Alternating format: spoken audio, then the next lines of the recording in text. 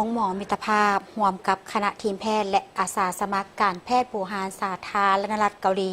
ได้มาเป็นปัวคนเจ็บด้วยแบบพื้นเมืองของสาธารณรัฐเกาหลีโดยที่บ่ได้เสียค่าจ่ายเพียงแต่ค่าลงทะเบียนคนละ 50,000 กีบเท่านั้นดร.สอนนาลีคันธรสหัวหน้าแผนกฟื้นฟูหน้าที่การและการแพทย์พื้นเมืองโรงหมอมิตรภาพได้แจ้งให้ฮู้ว่าการร่วมมือระหว่างโรงหมอมิตรภาพกับทีมแพทย์และอาสาสมัครแพทย์สาธารณรัฐเกาหลีสุดนี้เป็นสุดที่ 4 เพื่อปิ่นปัวระบบประสาทเส้นเลือดในสมองอัมพฤกษ์อัมพาตเจ็บเส้นเจ็บหลังเจ็บแอวปักเข็มดูกอง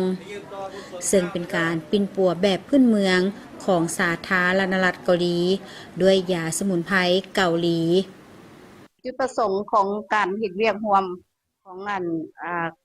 โครงการเกาหลีกรมสตาร์นะเพราะว่าพวกเฮามีการร่วมมือแต่เพิ่นได้มาเฮ็ดการปิ่นปัวให้พ่อแม่ประชาชนบรรดาเผ่าแล้วก็ในประเทศลาวเฮาเทื่อนี้เป็นเทื่อที่ 4 แล้วเจ้าเพื่อปิ่นปัวระบบประสาทพวกเส้นเลือดในสมองตีบแตกเป็นอัมพฤกษ์อัมพาตหรือว่าเจ็บหลังเจ็บแอวปิ่นปัวแบบการแพทย์พื้นเมืองเกาหลีโดยการปักเข็มแล้วก็ปิ่นปัวด้วยการดูดก้องแล้วก็มียาสมุนไพรของเกาหลีโดยบ่เสียค่ามีแต่เฮาลงทะเบียนเพียงแต่ 50,000 กีบต่อมื้อจุดประสงค์ในมื้อนี้คาดหมายเพิ่นจะเอา500คนถ้าว่าเวลาเหมาะสมหรือว่าเขาทันน่ะมื้อหนึ่ง500เจ้าได้ปัวหมดทุกคนผู้ที่ว่ามาปิ่นปัวอยู่โรงหมอแห่งนี้ตามท่านหมายเพิ่นมาชุดนี้เพิ่นสิได้ปัวให้ได้หลายปานใดให้ได้หลายเพราะว่าสุดก่อนเฮามาแม่นมื้อหนึ่ง300ได้พอดี3มื้อได้1,000ปลายบัดนี้เพิ่นมาวันที่26 28นี่เฮาสิเอาให้ได้มื้อหนึ่ง500เพิ่นว่าให้ได้3มื้อก็ประมาณ 1,500 1,600เพราะว่าคนเจ็บมีความสนใจแล้วก็เป็นเกี่ยวกับ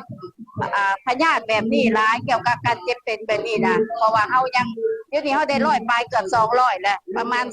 10โมงยังแต่ว่ามื้อแรกเฮาสืบต่ออีกให้ได้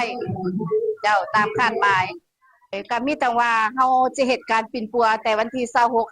28ผู้ใดที่ว่ามีความสนใจเพราะว่าเฮาได้ออกทางFacebook หรือว่าโทรภาพต่างๆเฮาแจ้งให้แล้วก็อยากเชิญเพิ่นมาปิ่นปัวโดยที่ว่าเพิ่นปิ่นปัวดีแล้วก็ผู้ที่ว่าเคยมาก็ได้รับดีขึ้นว่าซั่นซะที่ว่าเกี่ยวกับการเจ็บเป็นของพวกคนเจ็บคณะทีมแพทย์จากสาธารณรัฐเกาหลี10 กว่าทานและอาสาสมัครการแพทย์สาธารณรัฐเกาหลีร่วมกับห้องหมอมิตรภาพช่วยเหลือปิ่นปัวให้กับพ่อแม่ประชาชนอยู่ที่ห้องหมอมิตรภาพในครั้งนี้จะดำเนินไปเป็นเวลา3 วันนับแต่วันที่